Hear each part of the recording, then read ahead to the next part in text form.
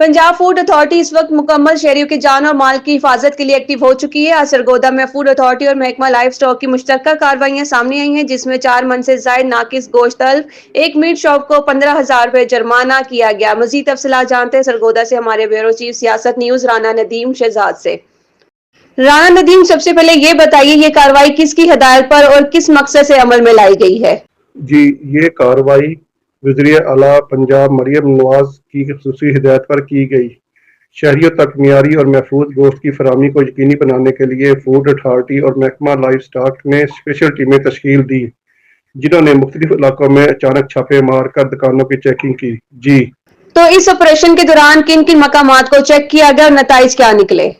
दौरान स्पेशल टीमों ने शहर की 9 मीट एंड बीफ शॉप का नुमाइना किया। एक दुकान पर सफाई के नाकस इंतजाम पर और मेयार की खिलाफ वर्जी पर 15,000 रुपये जुर्माना किया। बाकी दुकानों पर सख्त वार्निंग जारी की गई ताकि आइंदा शहरी को गैर महफूज गैर मियारी गोश्त फरोख्त न किया जा सके। जी, नाकिस गोश्त बरामद होने पर क्या इकदाम किए गए?